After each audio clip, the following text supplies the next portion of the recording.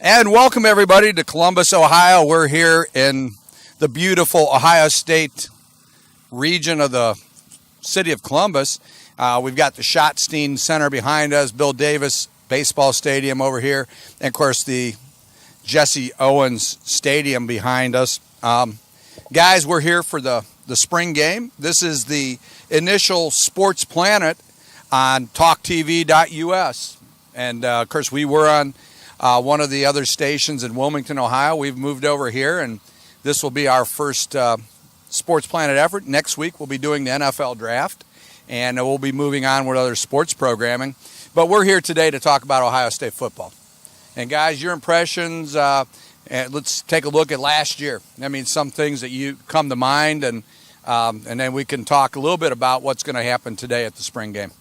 You know, coming off of last season, a really disappointing season. The team goes 12-1, and it's considered a failure for Ohio State football after what we had the year before. It was, really disappointing that loss at Michigan State, but they.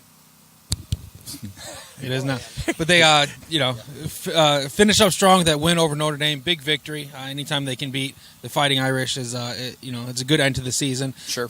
But with the depth that's lost from last season, 15 going to the NFL. Ohio State could set a record for most players drafted in one draft. 6 guys are invited to the draft day, which ties a record also. So, there are a lot of holes to fill, a lot of shoes to fill. But with Coach Urban Meyer and his staff, I think he's done a nice job. And today we'll kind of get to see some of that come into play today. Joe? How many of those guys do you think are projected to be first rounders?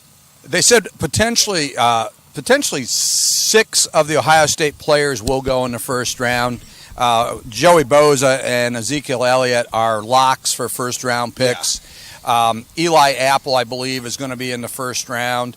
You've got Taylor Decker in the first round. Braxton Miller is your wild card there. People love Braxton Miller's athletic ability. Where he goes in the draft is just going to depend on who thinks that they can make him into – I see him as a return specialist first. And I think he'll develop into a wide receiver.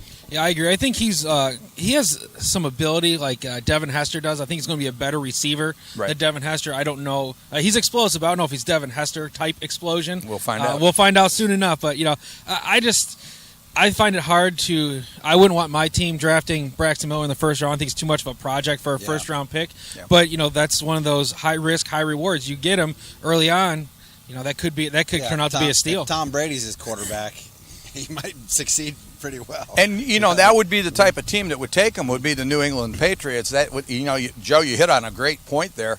That would be the type of thing Bill Belichick would do is he would take Braxton Miller in the second round. And, as that slot receiver, we've seen what Wes Welker did. Can you imagine Braxton Miller catching those short over the middle passes and just taking off downfield? So I think that's going to be his role. Yeah, at the next level. Yeah, get him the ball in space and let him run with it, and I think you're right. Him on jet sweeps, even out of the backfield, I think he's still a big threat. Right. So the Buckeyes have lost all these guys. Von Bell is leaving also.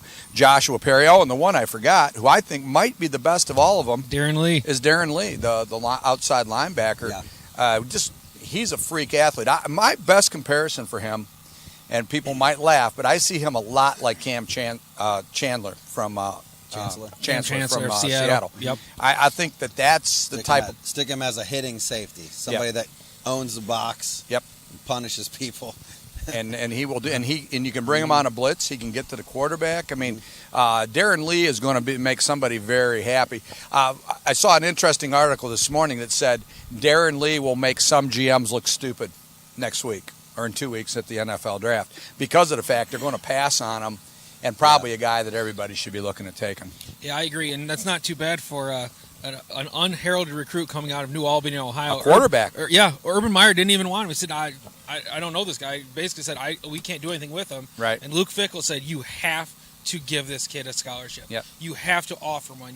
I'm telling you, do it. And, thank goodness Urban listened to Luke Fickell. Yeah, because as a freshman, when he came on my best memories of him were in that Alabama game in the Sugar Bowl. He just made play after play after play. And really, he was responsible for shutting down Derrick Henry, who gave us a little trouble in the first half. And they adjusted. They made sure with spread offenses, as on a defense, that's kind of the star position now.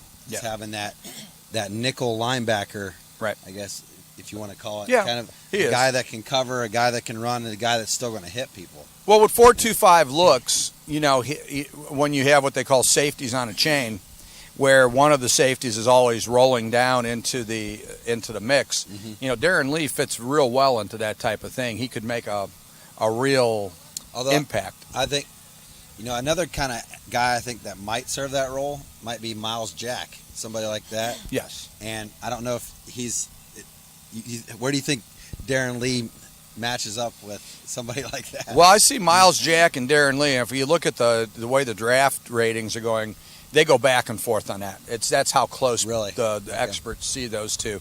It just depends. I think they're a little bit different in some sense. I've seen Miles Jack, the type of kid that they said that eventually could be. They can move him inside if they want to, whether you want to or not. But as guys get older, and we saw this happen with Clay Matthews Jr. when they've moved him inside. Now I'm reading that they're going to move Matthews back outside now, but they moved him inside because they thought as he was getting older that would be a natural progression. So I think that's what you look at with some of those guys. If they're great outside linebackers, when the legs start to slow down a little bit, now you move them inside and make them a player in there. Yeah, and the Miles Jack being a little bit bigger than Darren Lee, I think he has that potential Right. to play multiple positions at the linebacking core. Darren Lee's more of that hybrid, and you're talking about the 4-2-5. Right. That's the perfect linebacker that you want because he can play up in the box, he can fill and run support, he can drop back and cover his quarters, cover his halves, cover his third. He's more of that against the spread type linebacker that a lot of these defenses want these days. One thing, guys, going into getting back to Ohio State.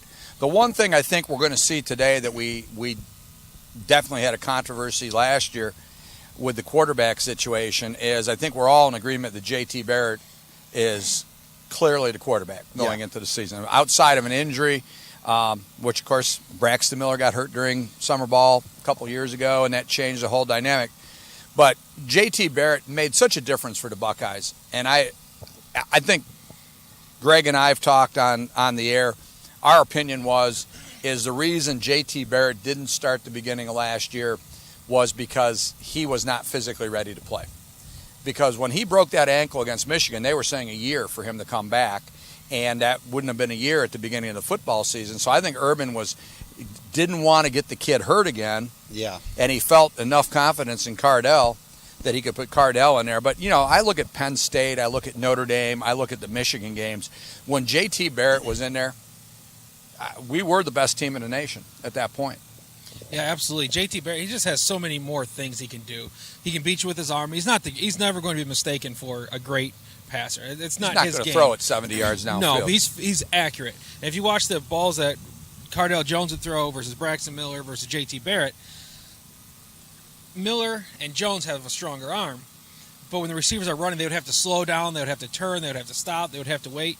J.T. Barrett does a much better job of hitting guys on the run. Now, he's still not the most accurate guy in the world, but he's a much more polished passer than those other two. And with his legs, we saw against Minnesota in the sub-zero weather, he was able to outrun an entire defense. So bringing him back in, being able to run the zone reads, the zone options, it's going to bring another dimension to this offense that was really missing last year. Absolutely. And the guy projected behind him is Joe Burrow, redshirt freshman. Are you guys familiar with I saw Joe Burrow play. And, now, if you're asking Bill, Joe Burrow's not the guy. Yeah. We got Stephen Collier. We need a Stephen Collier. Bill's a Stephen Collier guy. Well, you've seen Joe Burrow. Well, here's the thing. So that's the. Well, let me talk about Joe Burrow first. Okay. I had the opportunity to see Joe Burrow play in the state semifinals against Akron St. Vincent St. Mary, who was the defending state champions at that time. And Joe Burrow put on a show that night. He throws comeback routes like an NFL guy. I mean, they'll go down 7 yards, they go down 14 yards, they come back, and the ball's sitting on the sideline for him. And really, St. Vincent St. Mary was not ready for that kind of passing attack. I mean, Joe Burrow just took it to him that night. He threw for 500 yards in several games. He's a talented runner. Now, he's not going to be confused with J.T. Barrett as far as that's concerned. But Joe Burrow, and I guess Urban Meyer really loves him. He came in here, Joe Burrow had said, hey, I want to be a Buckeye. I'm going to play wherever you want. Coach, if you want me to be a tight end, I'll move to tight end. And Urban said, no, you're a quarterback. Yeah, this is right after Torrance Gibson came in and they moved him to receiver. Right. And Burrow said, you know what, I'm willing to do the same thing. I will gladly play wherever you want. I want to play for the Buckeyes. I want to play for the Buckeyes. Urban said, no, you're staying at quarterback. So that tells you a lot about the confidence they have in this kid. We'll find out today. He'll be, I think, the Gray Squad's quarterback. And Stephen Collier, and I want to address the thing about Stephen Collier. My problem with the Buckeyes a few years ago was Stephen Collier, who was a redshirt freshman when we went into the national championship. I was expecting to see Stephen Collier in there actually before Cardale Jones. He was more like J.T. Barrett. He is a dual threat quarterback. He's a better runner. So I was just really big on Stephen Collier, bigger than J.T. Barrett. Has a pretty decent arm. So, I was big on, hey, let's get this kid in there. You're here to win now. I'm not worried. I want to win the national championship. So if Stephen Collier gives you the best chance, and, they made the right decision. Cardale ended up being the right guy. However, and I think we've talked about this, Cardale Jones was successful because we had Devin Smith. Devin Smith took the top off the defense. Yeah. And Cardale could hit Devin Smith downfield. Last year, what we saw is Braxton Miller wasn't ready to take that Devin Smith step. We didn't have that downfield presence that made Cardale Jones so dangerous. And I think we're going to see that in a young player by the name of Austin Mack. He is an early freshman, early enrollee. He came in January.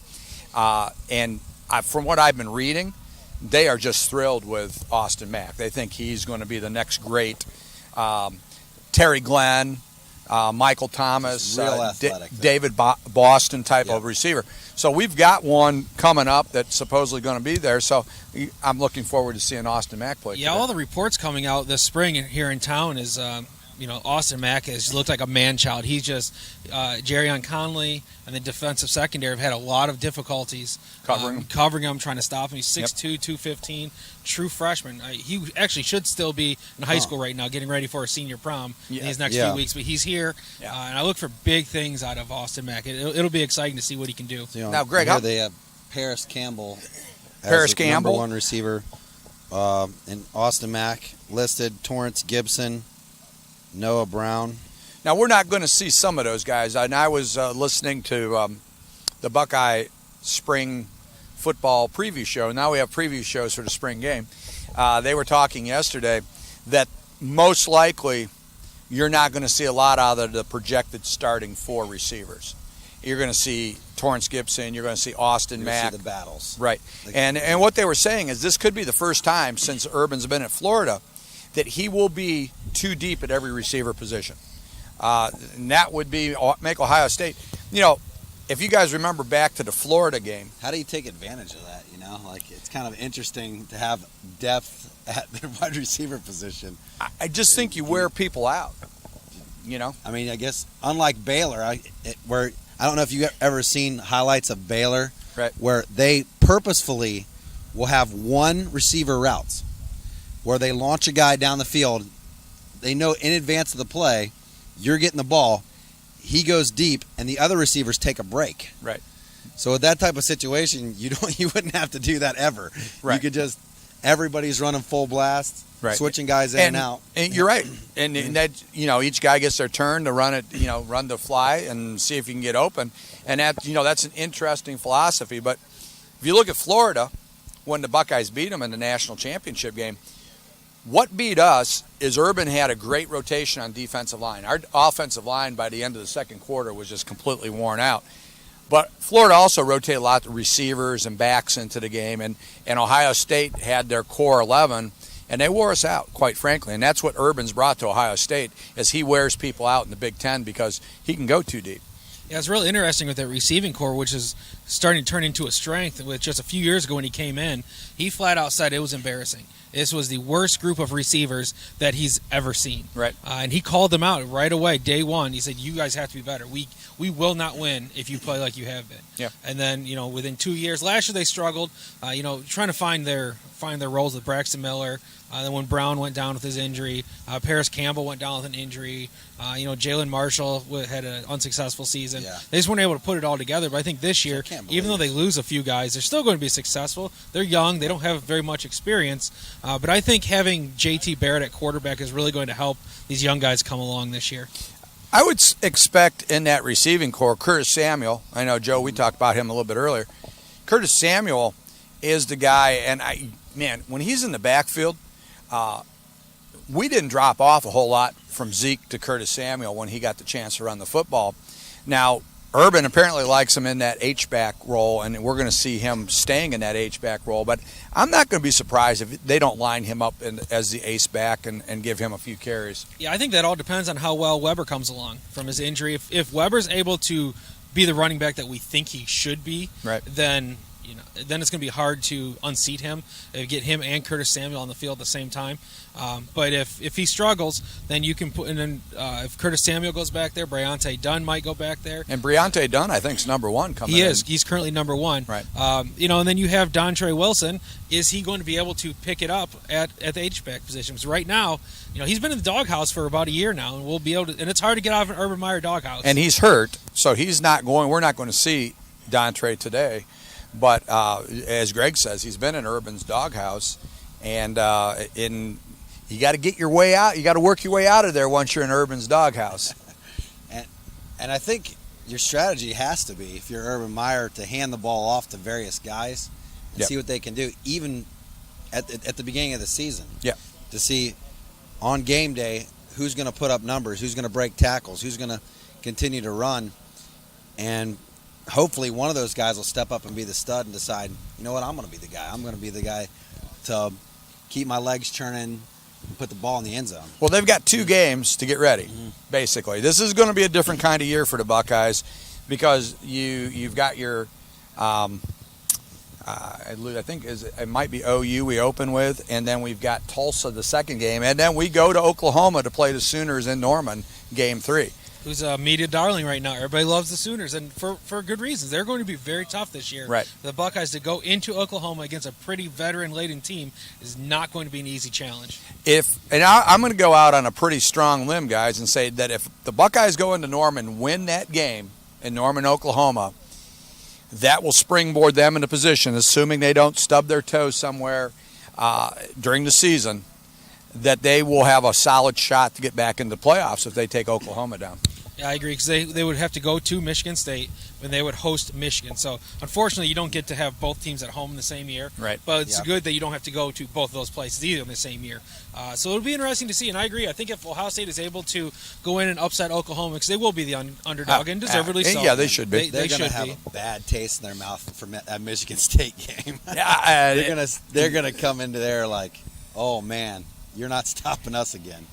And I think if you look at 2 years ago, the year when we won the national championship, yeah, we dominated Michigan State when we played them. Especially, do you think they might see the same quarterback? The same Michigan State quarterback that they saw last year. I would say you would. And I would say the kid. There's extra incentive there. The kid from Lima Central. Tyler O'Connor from Lima Central Catholic. He's Right. got a big arm. He's a lot like Connor Cook, actually. Right. In the same mold. Just didn't have as much experience, but he has every.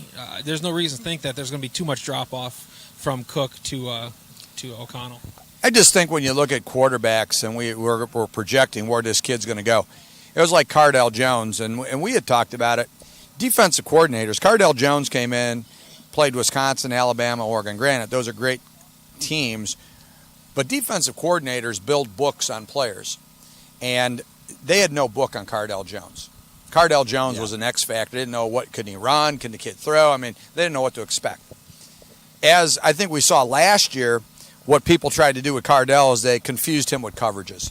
When they gave us a cover 8 look where they had 8 people in coverage, he struggled. He could not find the open man, and it wasn't the offensive line, because I counted sometimes. Yeah. He would stand there for 5 seconds and could not find an open man. So I think when you look at the Michigan State situation, once defensive coordinators start to build a book on O'Connor, I think you may see a difference there. I think they'll start to develop some tendencies, and then you'll see how successful he really is as the season goes on. And then he'll play the Buckeyes, of course, week. I don't know where we're at, 11 or 12 down there. And I think that's going to make a big difference. So, yeah, I think so. It's like, as a former defensive coordinator, when you don't have film on a guy, it's very difficult to prepare. Whether they're a freshman, sophomore, or senior, you just don't know what to expect. You don't know how he's going to handle pressure situations. You go in and you do what you're successful with, but you don't have much of a game plan to back that up with. It's very difficult to put together. You think you know a guy's strengths and weaknesses, but until you get enough game film on him, you don't really know, and it's really hard to put anything together to stop somebody. Yeah, and you see it in the NFL too. I mean, people get all giddy because they bring in Bobby Hoyer and he throws for 300 yards because nobody has a game plan for him, because you don't expect that guy to play. But the proof of greatness is, can you do it week after week after week? And once defensive coordinators start to see where the weaknesses are with players, they will try to exploit that. And so no matter whether it be NFL, college, or high school, backup quarterbacks can have that one shooting star game of success. But once teams start to prepare, they'll have film on them because it's November 19th. That's the second last game of the season this year. Yeah, they always say that the most popular guy in a football team is the backup quarterback. Yeah. Because, the starting quarterback's never good enough, and so the backup can't do any worse. Well, he's a backup for a reason. That's why he's there. Yeah, he's not the guy in practice. Another team missing from the schedule, again, this year is Iowa. Yeah, and it's on a rotation when you're playing the Western Division teams. Did we play Nebraska last year? We did not play Nebraska. So they're on the schedule this year. So Nebraska moves on. But Iowa's still not. Yeah. And what about, the Cornhuskers? We talk about that a little bit. But, so we go into this season. That's one of the questions. The running back situation's a question. I think a big question is the offensive line. Yeah, luckily Elfline decided to come back for another season. Yeah. So there's 2 returning starters. Another guy, I can't think of the name off the top of my head, but they have 3 positions now that are filled. And they're looking at 2 guys to come in and take the final 2 spots. Jamarco Jones. Jamarco Jones is the guy, yes. Redshirt sophomore. Yes. Brandon Bohm, redshirt freshman. Yeah, Jones, he's the one that came in, got that, took one of the third starting positions. They have a guy coming in, a junior college transfer in the summer. And the article that I read, things I've been hearing on the radio, they've said the 3 guys that are in competition for those last couple spots better put up a good game, because this kid that's going to come in will take their position, is what they're predicting. So, that's a freshman starter. So Billy Price, left guard, or Demetrius Knox. And then we have, Isaiah Prince from 6'6", 330 out of Maryland. Yeah, he's Isaiah one of them Prince, that are looking in to play one of the tackle positions. Right. So, And it's been a long he time. played as a true freshman. Since we've had a big, when you think about it, although I guess we look at Decker, we don't think about Decker being 6'7". Yeah, he's an athletic 6'7". Yeah, he's you have guys that are 6'7", like Orlando Pace, that are as athletic as anybody on the field. Right. Taylor Decker's obviously not in that category, No. but what he was able to do, he had a phenomenal career. I was kind of unsure about him just because the last few 6'7", 6'8" guys we had had come through here, Alex Boone and those guys really struggled, especially against Florida back in 2007. So I wasn't too sure about Taylor Decker, but he played at right tackle for a little while, moved over to the left side, and had a really good career, and he's looking to be a first-round draft pick. Yeah, if you want to see Taylor Decker in his true self, where his potential is fully exposed, go back to YouTube and watch the Alabama highlights of the Sugar Bowl, and he destroys Alabama's defensive play. It doesn't matter who he's blocking. If it's a down lineman, if it's a linebacker, Taylor Decker just destroyed Alabama. So that tells me enough that I know he's going to go on to the NFL. Will he be a superstar? Nobody knows, but he will be a productive left tackle in the NFL.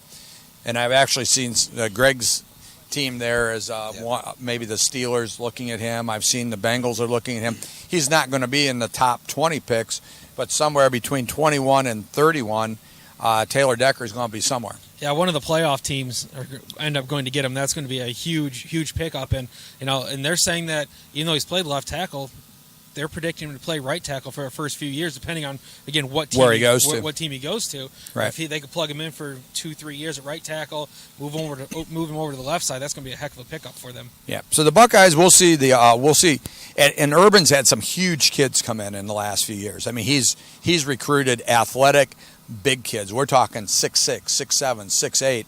He's got some great offensive linemen coming in. And so we're going to get to see those kids today. We'll see how they play.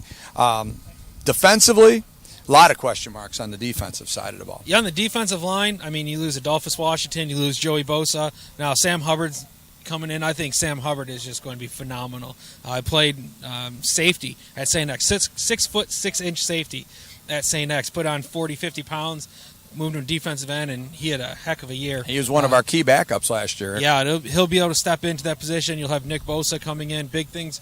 I'm tempering my excitement for Nick Bosa. Everybody's saying he's going to be better than Joey Bosa. I hope he is. I hope everyone's right. But people are saying that. Oh, everyone said that Joey Bosa isn't as good as. Bosa, they're saying Nick I was Bosa at the OSU is. Michigan game, and it was pitiful. Yeah, no, they're saying that Nick Bosa. Neither could Notre Dame for the 4 plays he was in. Athletically is better than his brother. Now that's like I said, you have to prove that. I don't think if he's anywhere near as good as his brother, I'll take it. But all these guys that Ohio State has recruited, they've been recruiting. They haven't recruited too many defensive tackles. They've been recruiting defensive ends, and what they're doing is putting some weight on these guys and moving them inside. So now you have defensive ends that these kids have played nothing but defensive end throughout their whole lives in high school, and now they're bulking them up and moving them down inside, which is just going to terrorize the interior of offensive lines. And again, this is what Urban did at Utah. He did it at Bowling Green. He did it at Florida, as he took the smallish, fast defensive linemen, and he would move those guys into tackle at 255, 260, which, a lot of times you want the space eater type of guys. Yeah. But you saw that with Hubbard. Even towards the end of last year, I think it was against Michigan, Sam Hubbard lined up a defensive tackle a lot. And so Urban's not afraid to put the small, quick guy in there and say, hey, try to block us. Because if you can block us, you're going to beat us. It's always been our philosophy on defense is if you can't put your hands on us, you're not going to be able to block us. So you like getting, obviously you want the big guys that are fast, but if you can't get the big fast guys, you want as many fast kids as you can on that team because they're going to be able. You might be able to get around the first one as a ball carrier, but you're not going to be able to get around all 11 helmets of the ball. I mean, as a high school coach, I had a team, and actually Greg was a part of that team. We had a 155-pound defensive tackle. And literally, sometimes they would have to triple team this kid. He was a wrestler. He had good leverage.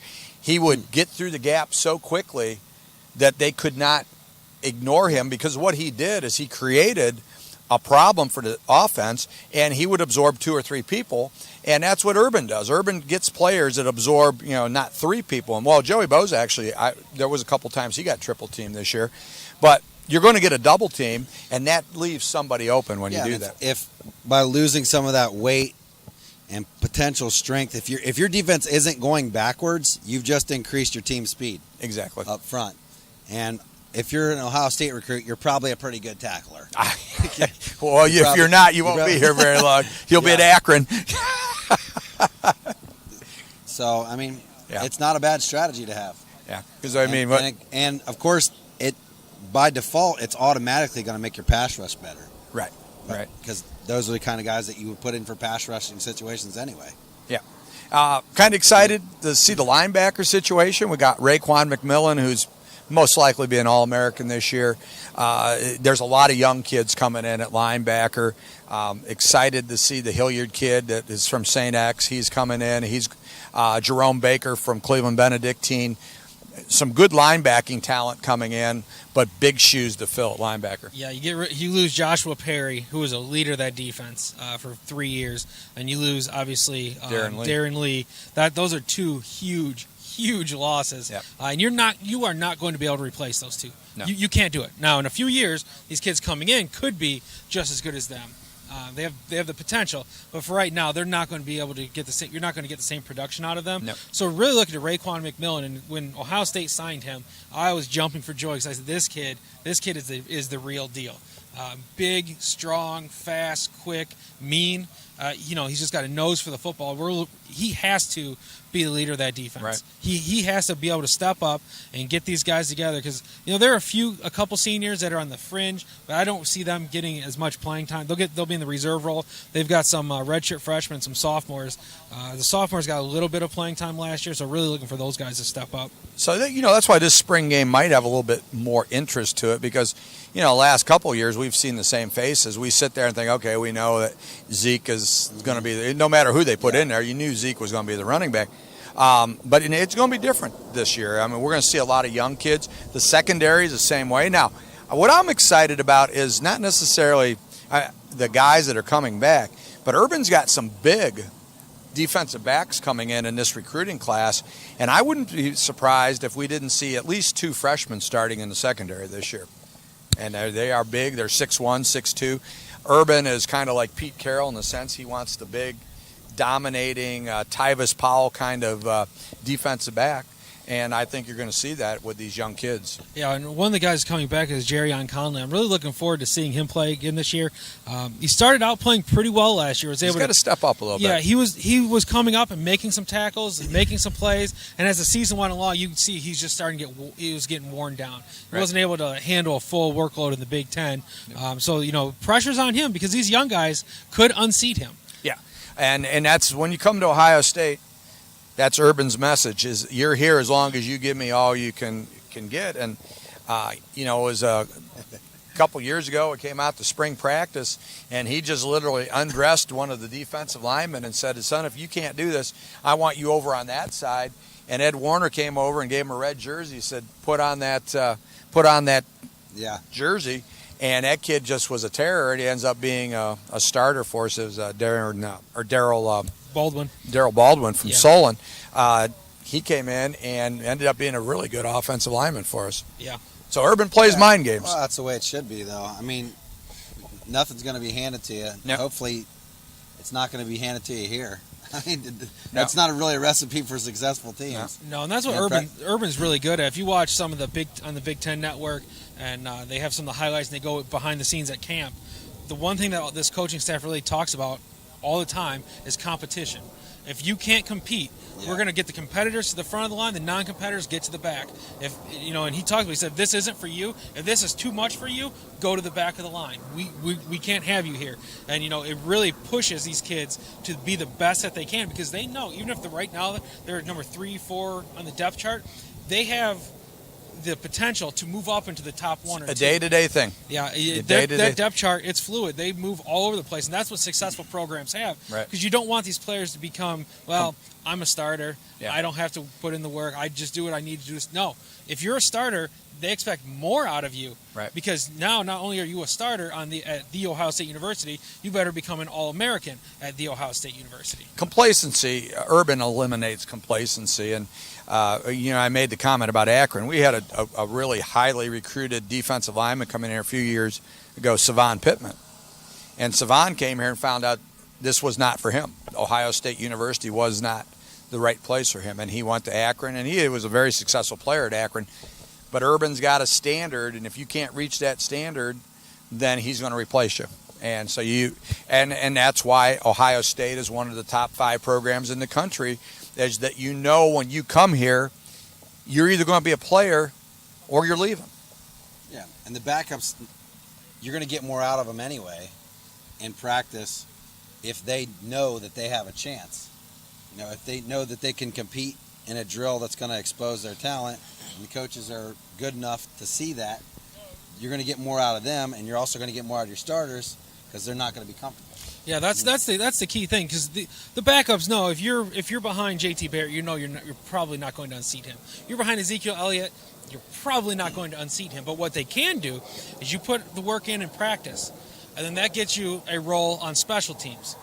And they put a huge emphasis on special teams. And if you can't play on special teams as a reserve, you're not playing at all. Right. They have no room for you. So it's really key to do the work in practice on that practice squad. Get into that reserve role, the number 2, 3 on the depth chart. Move up into the special teams, and then put yourself into position to challenge one of the starters for one of their spots. Yeah, it takes one injury, and you gotta find out that, hey, you got a stud. Right. You got another stud. And go ahead, Joe. Cardale Jones. I mean, Yeah. Who thought it would look like that? No, I didn't. I was ready to, go beat my dog after The Stephen Collier choo-choo train was on. We were on board that. JT Barrett went down that Michigan and maybe game. he would have did similar something. Yeah, we don't know. It's possible. But they made the right choice, thank God, and we won the national title. So that was what was the important thing.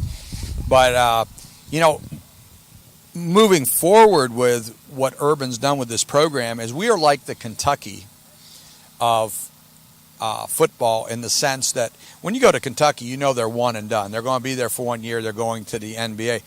That doesn't happen in the NFL because you have to be here for 3 years. But at Ohio State, you're 3 and done. Yeah, and you're not going to be here for 4 years, for the most part, I should say. They're not going to be. The percentages too. Like, is it 3% get drafted? Is that what it is? 2%? I don't know what percentage. It's a small percentage, but if you come to Ohio State, you increase your odds. And I think that's the thing about coming to Ohio State is Alabama, Ohio State, maybe USC. There's a handful of schools that when you come to that school, you're figuring after your junior year, you're going off to the NFL. And so you have to recruit really good because you want to get some production out of that freshman, and then you're going to get 2 years out of them, and most likely they're gone after that. Yeah, absolutely. Especially on the defensive side of the ball. You've seen since Tressel took over and continued with Urban Meyer and his staff, NFL teams look to Ohio State's defensive players because what they run is an NFL-style defense. It's attacking. It's that we're not sitting back. We're attacking. Guys have to play multiple positions. And that's the thing at Ohio State. If you can't play 2 positions on defense, they don't have much room for you. Because, you look at guys like Bosa, he'd move inside, play outside. Adolphus Washington, he was a defensive tackle, but he could play in the gap, he could play on the nose. And I think he came in, he started at defensive end when he came here. It was him and Noah Spence. Noah Spence came in. Who's another Buckeye, well, I should say. Former Buckeye. He could go in the top 10. Yeah. Because Noah Spence, if he wouldn't have gotten into the trouble that he did, being out alongside Joey Bosa at defensive end, Noah Spence is athletically more gifted than Joey Bosa. He's not as big, not as physical. Faster. They're completely different types of players. Can't block him. Yeah, but can't block him either. No, absolutely not. And that would have been really scary. I mean, just to think, if we could have kept Spence here, he could have kept his nose out of trouble. What he could have done in this program would have been amazing.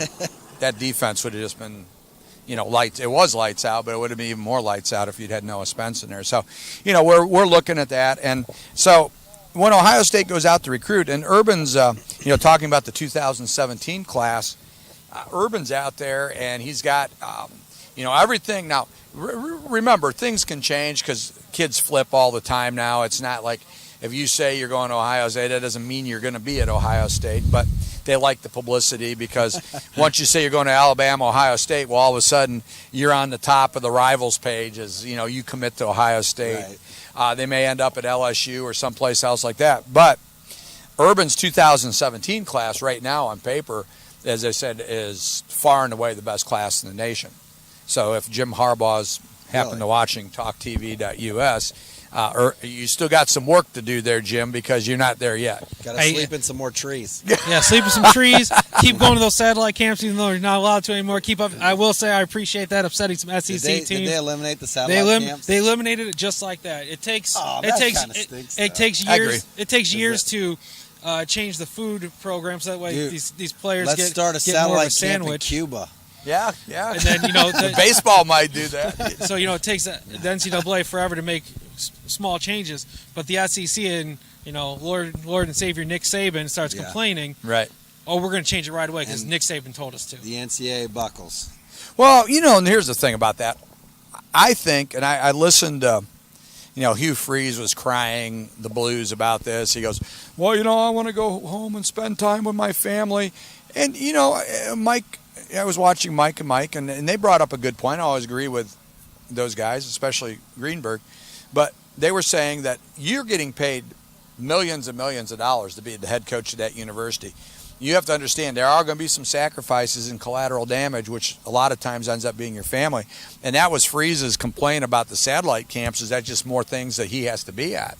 Yeah, when Hugh Freeze made that comment, he was expecting people to say, well, see, this guy wants to spend time with his family. Right. His job's taken away from his time. And Greenberg said, well, you're not special in that regard. Yeah. There are families all over the world that do that and aren't making millions of dollars. They're just scraping Right. by to put food on the table. Right. So it really backfired on Hugh Freeze. He thought It he'd get sure the sympathy It card. was just a leverage game. Yeah, and I you mean, know, he and doesn't Hugh care Freeze about thought, Yeah. you know, I could get people on my side, but you know, it didn't work out that way. And people are Yeah. saying, well, yeah, we get it. You want to spend time with your family. I understand that. Coaching is difficult. It is a difficult. So job. step down. Yeah, Yeah, you know, if you you're wanna well spend- compensated. If this is too much for you, step aside, and there are hundreds of people that will gladly take your place. And so, you know, that with that whole situation, I think that Or let your assistant coaches run the satellite camp, and you, right.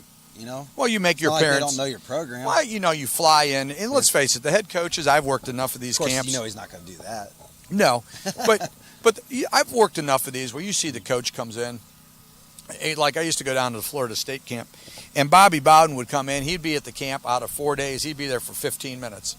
He'd come in, Yeah. say, hey all, you know, and then that would be He's it. a different breed, though, man. That would be it. Bobby, Yeah, he'd be that- gone. That's what these guys do. They go to these camps, they go to the clinics, they show their face. That way you know that their program was there. Their program cares about the high school kids in your state. They shake the coach's hands and they go. And that's what they do. They're figureheads. But- They make their appearance, and that's what. And then the assistant coaches take over, and that's what they do. And there's nothing wrong with that. No. But to say that, like what Hugh Freeze said, well, I can't do that. Well, then you shouldn't be the head coach. Yeah, and You can I fly think for what he's making, though. He can fly his whole family to every camp and be comfortable. well, and I'll never admit to saying this, but Mike Greenberg did bring up a second good point, which never usually happens during a show. But the thing is, I think that the point that he brought up about kids not being able to afford to go to Columbus or Ann Arbor or come up here because a lot of these kids just don't have the money to do that, for the colleges to bring the camps to them makes a lot of sense. If they have to travel 30 miles to get to a camp opposed to 300 or 1,000 miles. So I agree with that. I think that should maybe you have to make them like combine type of things where all the schools can be there, not just the Big Ten or SEC. Hey, if you want to be here, you need to send people out, send coaches out, because we're going to have a satellite camp in Tuscaloosa, and we're going to have one in Columbus, and everybody's welcome to come. And that's how the NCAA could handle this whole thing. Yeah, and one of the unintended consequences, also along with the kids and it is expensive to go to be seen by people, because these coaches do a tremendous job, but they can't find everybody. It's through word of mouth, and they go to these clinics. And I was at a clinic in high school here at Ohio State. And this kid was a pretty good-sized offensive lineman, and just the athleticism that he was showing. And the coaches and Luke Fickle walked up to him and said, "Son, what's your name?" That's how that kid got recognized. Oh, I don't know where he went or anything like that, but he was noticed. And that's what happens with these smaller schools like Bowling Green and Akron, Toledo. You have Ashland, the 1AA schools, the Division II schools, Division III, NAIA. These schools go to those satellite camps too, because not every kid can play at Ohio State. Not every kid can play at Alabama, but some kids can play at Bowling Green. Some may go to Ashland. Some may go to Valparaiso. They go to these smaller schools that They get a chance to play. that they wouldn't have heard of. And that's what Mount Union does. Mount Union goes to these things, and they see these kids that they see. They can't maybe academically get into a bigger school. They can't physically get into a bigger school, but they're really good. And Mount Union picks these kids out, and that's one of the unfortunate things too, is these kids that the top recruits are going to get seen. It's these lesser known 1 and 2 star kids that are pretty good, that these other smaller schools don't see, but in these satellite camps, they see these kids, and that's where they make those connections. Yeah, I agree. It's just it just creates more opportunity for the kids, and that's not a bad thing when that happens. As we look at the coaching staff for Ohio State, we really haven't talked about that too much. There has been some changes on the staff. Chris Ash, of course, has left to become the head coach at Rutgers. And I good luck. I Good luck, think he Chris. should have held out for a better job. I agree with you. I agree with you on that. And the Buckeyes have shuffled the staff a little bit. We've got Ed Warner is now the full-time offensive coordinator. Greg Stadrawa comes in to become the offensive line coach. Greg is no stranger to Urban. He was with Urban in Utah. And Bowling Green. So there's a connection there. And then, of course, I think the biggest plus for the Buckeyes is adding Greg Schiano. Yeah, it'll be interesting to see what his role is because Greg Schiano's kind of He's a fire guy. I'm trying to find out a nice way to put this. Yeah, he doesn't mince his words. Nope. He calls people out. He's people don't like him too much. We'll say that. But he gets the best out of kids. Well, he was able to do it at Rutgers to turn that program around. You can't tell me he wasn't one of the best coaches in college football because of what he was able to do. Absolutely. And now after that, going to the NFL, he rubbed some people the wrong way. Wasn't successful. You can't do in college what you do in college. You can't do in the NFL with the athletes. Yeah, kids versus grown men, you have to treat them differently. And they're also making millions of dollars. They make Coach, more I than think you. that's hard to transition. Yes. And to understand how you can go about doing that when you've been coaching young guys your whole life and now you're stepping into the professional realm. It's a different relationship. The one guy, and I know Greg's not a big fan of him, but the one guy who you got to admire is Pete Carroll. And before him was Jimmy Johnson. And Jimmy Johnson. Really, I mean, I guess Pete Carroll had some success in the NFL before the Seahawks. He did. But he was 500. The Seahawks is when you really saw it. But the way he treated, I guess where I'm going with that is, Pete Carroll came in, and he knew how to treat the college kids with kind of kid gloves. He came in, that's how he handles the NFL guys. Yeah. And they really love Pete Carroll because Pete Carroll is not a grinder kind of guy. He has an expectation, and be sure that Pete Carroll will cut you if you don't meet his expectation. They know that. But the thing is, Pete Carroll, they love playing for Pete Carroll. You know, he kind of goes back to when Bill Walsh was in San Francisco. I always heard if they'd interview NFL players, they said, where would you like to play? Everybody wanted to play in San Francisco because of the way that Bill Walsh ran practice. Yeah, and that's one thing. Jimmy Johnson and Pete Carroll, when they were coaching in college, they had more of an NFL style. They had an NFL philosophy about how they treated everybody. Right. So transitioning into the NFL for them wasn't a huge step. Right. Yeah. For somebody like Urban Meyer, I think would be difficult because he really has his thumb on everybody, and it works in college. It works for his kids. It works for his program. Maybe why Nick Saban wasn't successful. Yeah, because Nick Saban is a micromanager. The guys that coach with him, they only stick around for a couple years. They can only take so much of the guy. Right. You know, and it helps them in their careers down the road. You're willing to take 2 years of hell to get off to a better job. Yeah, and you can't blame. Like Kirby Smart was there for a few years. Right. Now he's at Georgia. So, you know, you have to have a different philosophy when you're transitioning. But going back to Greg Schiano, it'll be interesting to see what happens because I think Urban was a little disappointed in the defense last year. And after Ash left, I think now they're looking to I think Fickle could be on the hot seat again. You know, and Fickle, he's done some really great things. He's changed his coaching philosophy, but he's still going to be on the hot seat for as long as he is here. Yeah. He always looks stressed out during the game. That's because he's on the hot seat. I remember every time they put the camera on Fickle, he looked like he was stressed out. I agree. I just think it's hard. It is. It's a grind. And being a great player doesn't make you a great coach. No, not at all. Not at all. And but I'm sure he's working his butt off, trying to get better and get better. Yeah, another new guy on staff, which Bill mentioned a moment ago, is Greg Sadrawa, with the ties from Bowling Green. He's a Bowling Green alum from Ohio, from Fostoria, Ohio. Went to Utah with Urban Meyer, was the offensive coordinator for a year at LSU. For Les Miles. Yeah, for Les Miles, and then was moved into just strictly offensive line coaching responsibilities. But his recruiting ability, he was part of the reason they were able to get Barksdale from out of the state of Michigan, right. And Ohio State and Jim Tressel weren't able to get him because Sadrawa had a big role influence in that, on that, big influence, and his fingers are all over the South, and losing Tom Herman from the year before. They need somebody else that's in the South getting these kids that has a relationship with these kids, and Sadrawa really has that.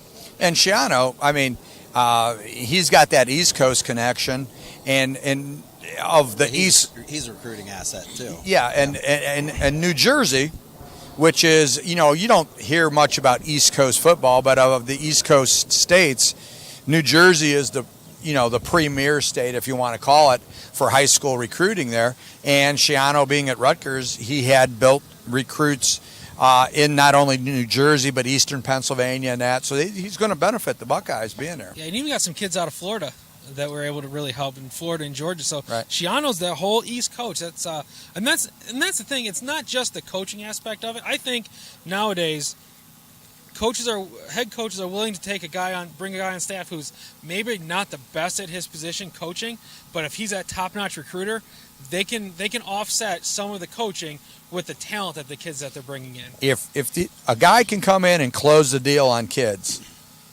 and that's one of the arguments about when coaches leave, like, this guy is a position coach. He's recruiting a running back out of Chicago, and then all of a sudden he finds out the Bears have hired him as the running back coach. That's where kids feel that they don't have a commitment to that school because they build that bond with whoever's recruiting them. But when you can find a guy that can close deals like that, you want to hang on to him because those are the guys who are going to get the players for you. Yeah, and that's going back to Stan Drayton. When Weber, they signed Weber, Drayton left for the Bears. Warner was at Notre Dame, had Taylor Decker basically signed, sealed, and delivered. Came to Ohio State, and he told the staff over at Brian Kelly over at Notre Dame, he said, "I will not recruit him." Well, Taylor Decker recruited himself, and then he said, "Okay, then you came to us," and they got him. So guys like that are they're not easy to come by. There is, yeah. And that's where you have to look at that. I guess what I'm saying is you can understand why kids will leave because of that. But Shiano is going to be a great addition. I agree. The defense needs some. There was that toughness that was in him. Maybe Ash brought the year before. It just sometimes the defense just didn't seem to rise to the occasion like they had. They needed a kick in the backside. What Ash was able to do was a lot. Ash is a younger Mark D'Antonio. Right. What D'Antonio was able to do, that guy was a ruthless recruiter and defensive coordinator. Now you've seen what he's able to do at Michigan State.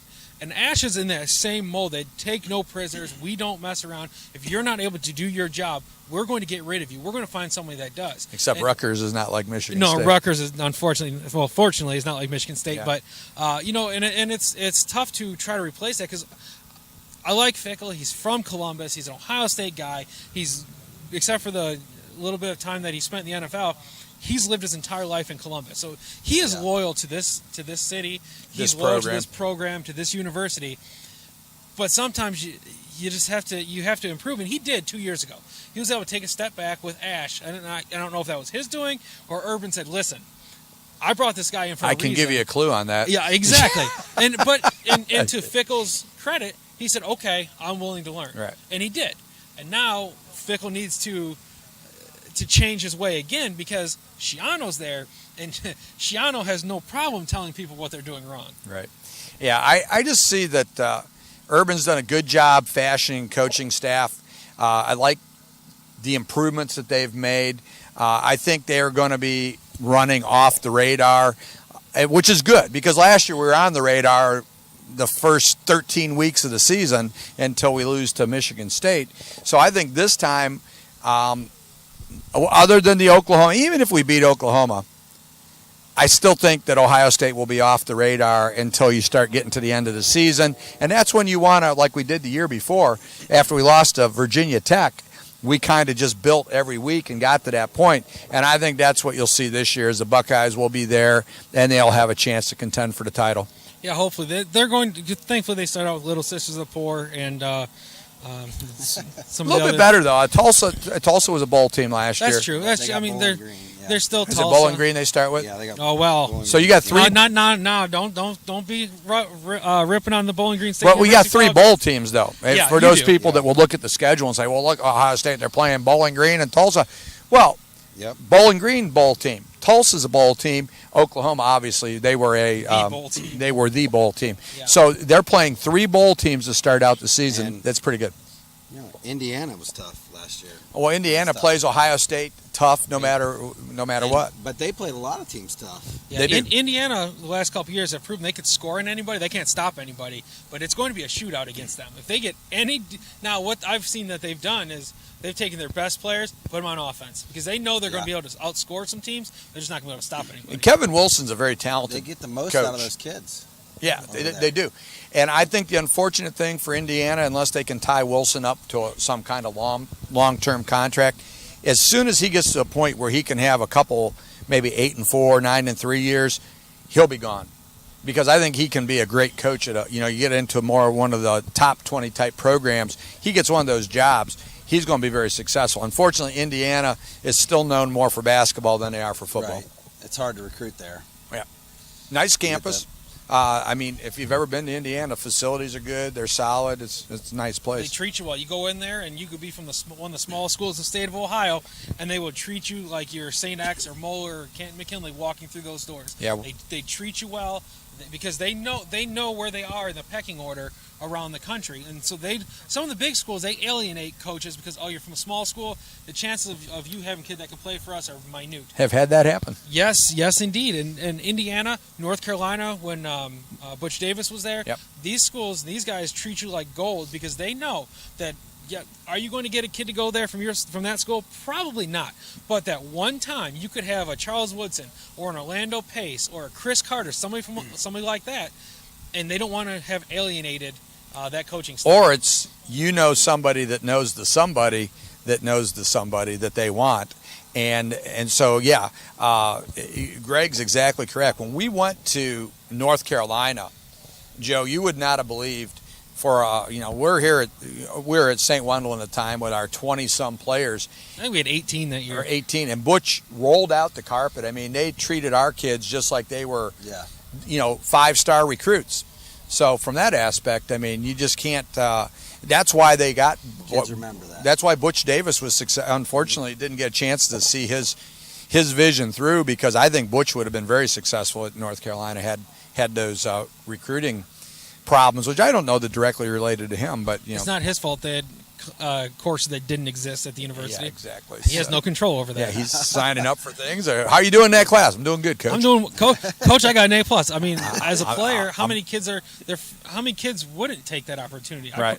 I probably would have if I was one of those kids. Yeah. Another guy that we had a chance to deal with was Charlie Strong at Louisville.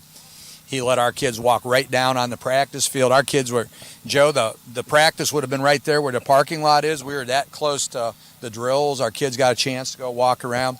Again, those type of coaches are the ones that are going to be successful in getting kids to come to their schools. And hopefully Texas will give Charlie Strong a little bit. I hope so, because Charlie Strong... Well, he's got a battle, doesn't he? He does. The one thing I'll say about Charlie Strong and his staff, they don't mess around. We saw a kid that was I won't use the colorful language that was thrown around there, but we're standing there 15 feet away from the practice field. A kid was slacking off, and the coach said, take my helmet off, take that helmet off, that I own that helmet, that's my shoulder pads, turn your scholarship, you'll never play for us again. That's not I just undressed this kid, and our high school kids just looked at us and we said, guys, we told you that's what happens at successful programs. Yeah. And what Charlie Strong was able to do at Louisville, and hopefully he'll be able to do it at Texas, but they're a little finicky out there in Steers land.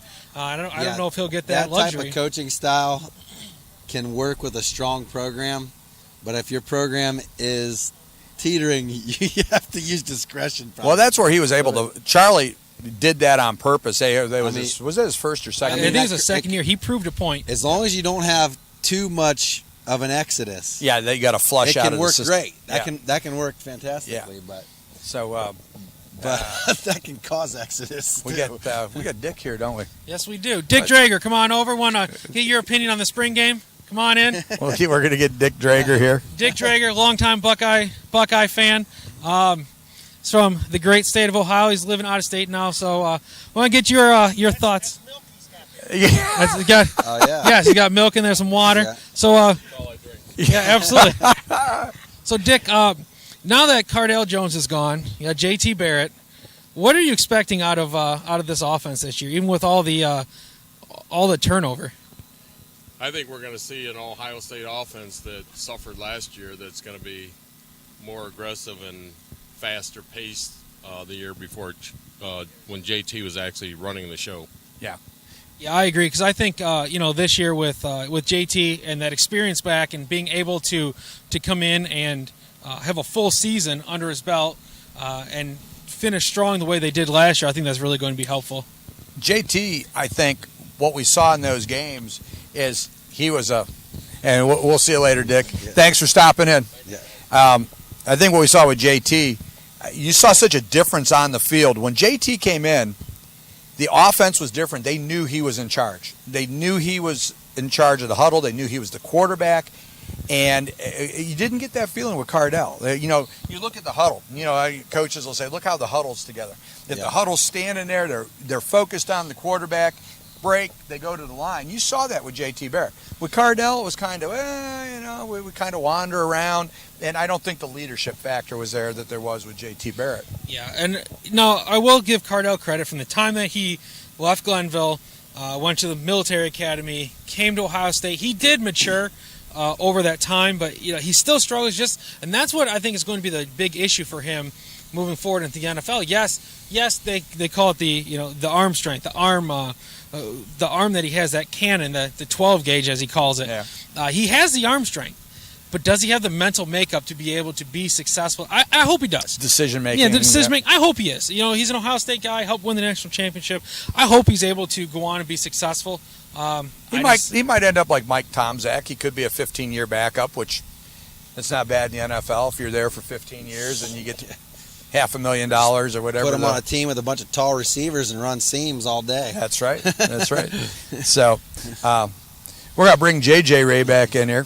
No, come on, JJ. Give us a few pearls of wisdom about the Buckeyes here. Now, I guess he's not going. He's a big. They don't call him the best color man in the country for nothing. That's right. We've got. We're getting close to the. You see the fans streaming over to the stadium here, and now question for you. The record was set last year at 99,300 some people. I've seen social media, Twitter, Facebook, the stations here in Columbus, the radio, TV, internet. Urban Meyer he's been putting hashtag 100,000, hashtag 100,000. Shelly Meyer's been on Twitter, wanting to get 100,000 fans in here. We got 100,000 with this weather. Are we getting 100,000? We're getting. I say yes. I hope so. I say yes. It will be a record that probably will not. The only one. Let me go on record saying this: the only school that will break Ohio State's record today will be Ohio State. Yeah, and really, if you look at the amount of people that they're going to get in here today, 99% of the universities around this country don't hold that many people. Texas, Michigan, Penn State, Alabama's starting to add on, Auburn's starting to add on.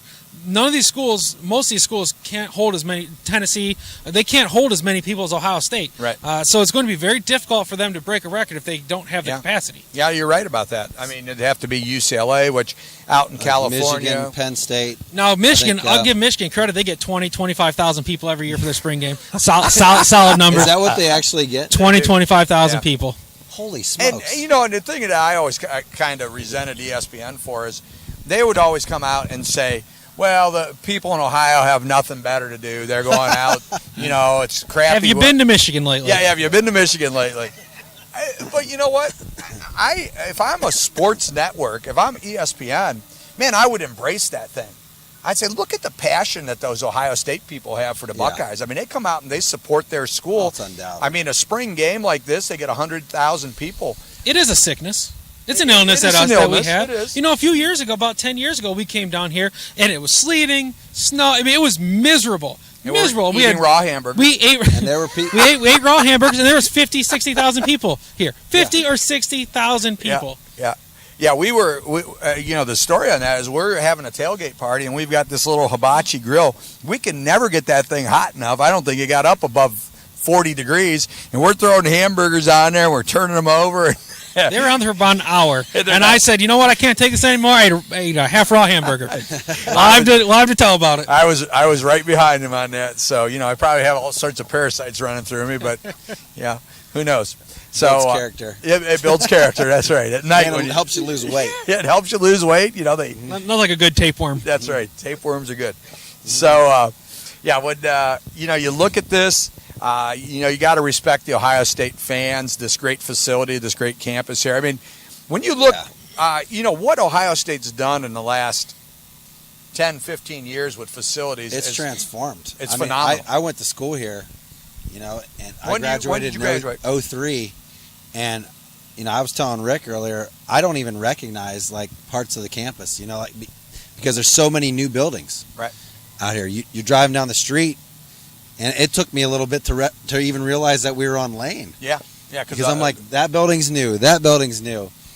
And I know that athletic facility they have here is the Aqua phenomenal. Center. Yeah. I wish they would have had that here. And when I went to school. And, I mean, it was nice then, but it's really nice now. And they're building an entire different, I don't know if it's built yet, but an entirely different complex for wrestling and gymnastics. It's going to be their own, not the shot team, but it's going to seat 5,000-6,000 people, and it's going to be a separate facility for those sports. I mean, how many schools in the country are putting together that kind of athletic program? Yeah, I mean, you have the size of the horseshoe. You have the shot, which looks like an NBA arena. You have Jesse Owens. You have the softball field. You have Bill Davis, which Nick Swisher forked up a lot of money to be able to put down turf, because in Ohio springs are Ohio winters, and the grass it's miserable. So he paid some money and they put down an artificial surface. So the things that are going on here.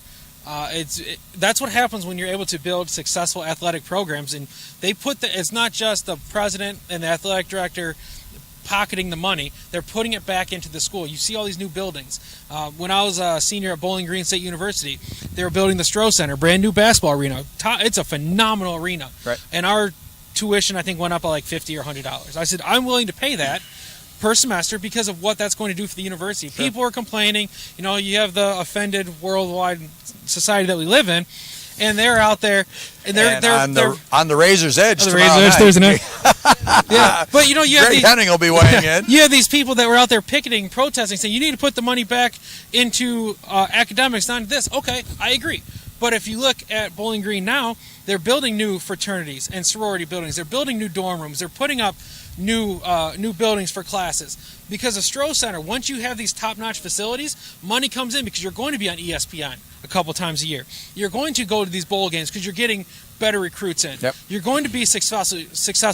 Then you're going to have coaches that come to your university that are higher level. You're able to win, and the more you're able to win, the more money comes into your athletic department, which comes into your university, and you're able to build these things. That's why if you look at Ohio it's an State, attractive place for students to come. Ohio State, you can't go somewhere without seeing construction because of the tens of millions of dollars that come into this university through basically the football program and the basketball program. Well, and it's alumni too. The thing is, the alumni come in, and this is where, when you have a successful athletic program like Ohio State and Alabama, USC, and maybe those, and I would challenge them overall success. I would still say from top to bottom, Ohio State would be number one.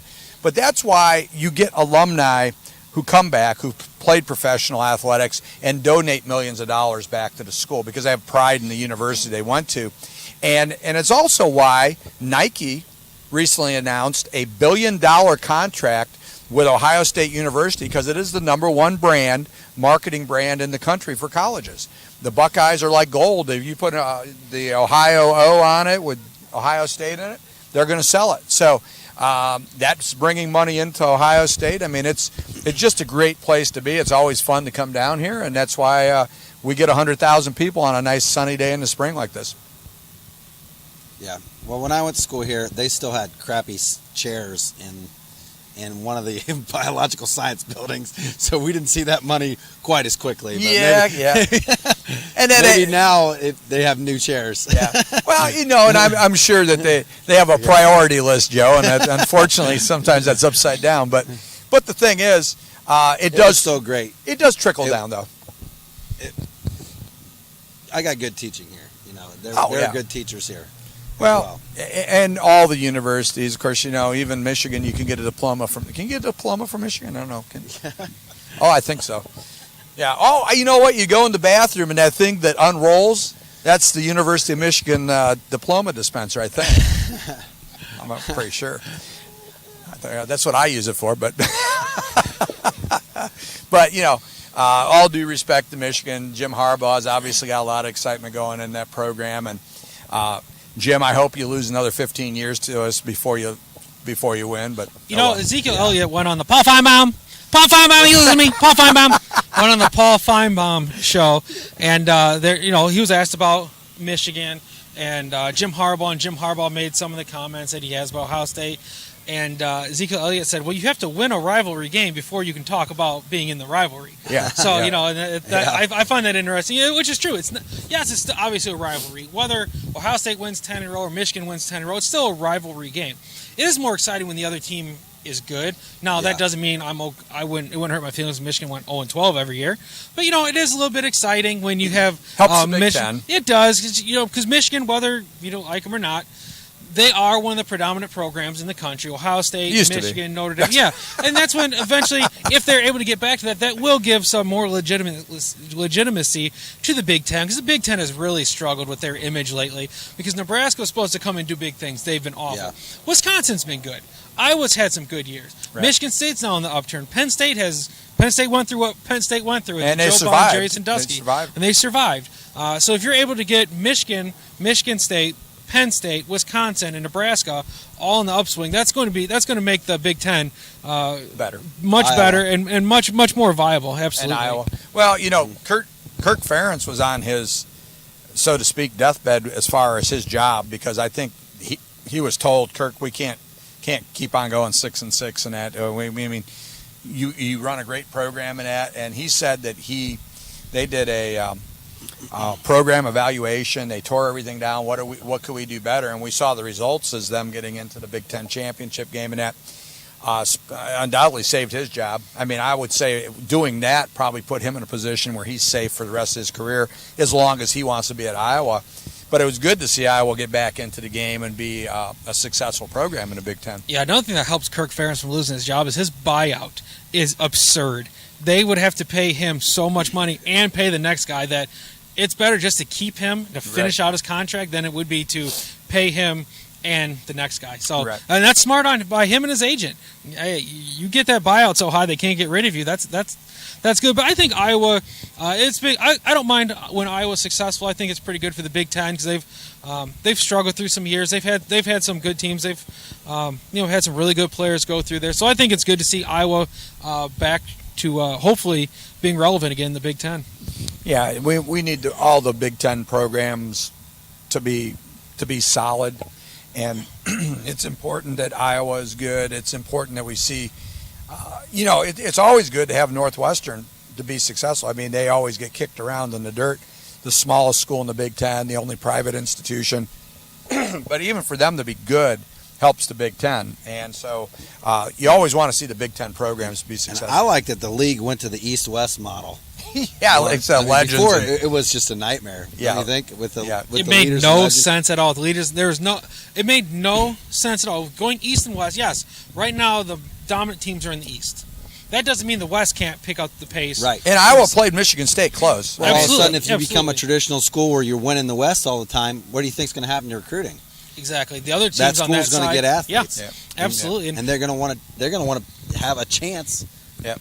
to be in the championship. Absolutely. Yeah, and going along with Northwestern, if you're ever able to listen to Pat Fitzgerald speak at a clinic or a talk or go somewhere, I would highly recommend listening to Pat Fitzgerald Yeah. talk. I've heard him speak numerous times here at the state clinic. Coaches will come in and say, Ohio is our number one recruiting base. We go into Ohio, which is a lot. Yes, there's a lot of recruits here, but that's not the number one target for most schools. It's Texas, it's Florida, it's California, Right. but the state of Ohio is up there. Top five. Yeah, absolutely. Pat Fitzgerald walks in. He says, I love the coaches in Ohio. I love the players in Ohio, but they are not our number one recruiting base. Our number one recruiting base is the Chicagoland area. He doesn't blow smoke for anybody. He doesn't make things up. He tells you how it is. And just listen to the passion and the fire that this guy has. And he's a Northwestern guy. Yep. And so I think he can stay there for as long as he wants. And if I was a university, I would open up my checkbook to get Pat Fitzgerald as my head coach. Whatever it takes to get him in our door, I would do, because he is that good. And the kids, and what he's able to do with the kids that he can get, it's second to none. Yeah. Well, when you look at a handful of schools like that, Duke and Northwestern, Stanford, Vanderbilt, when you get into those academic schools with the standards that they have, it makes it that much tougher. So what Fitzgerald can do at Northwestern, because of not only they're small, but the academic restrictions, it's amazing. But, well, guys, prediction today on today's game. I think Ohio State's going to win. Joe? I think the Buckeyes are going to win. And I think Ohio State University is going to win. So The Ohio State. the Ohio University. State University. So, Guys, it was fun. We finally, last year we tried this. We'll see if our fans or the Alabama fans can be more arrogant. Well, that's right. We'll see who. Hopefully we'll see you guys down the road here, and we'll get a chance maybe do a regular season tailgate party and be able to get some fans involved and see what they think about the season. But if Rick lets us back, I'll be here. Yeah, we've got some free food here, so we'll get things going. But for Bill Raybeck, Joe Gigandi, and Greg Henning, you've been watching the Sports Planet. Thank you for joining us from beautiful Columbus, Ohio, and see you later, everyone.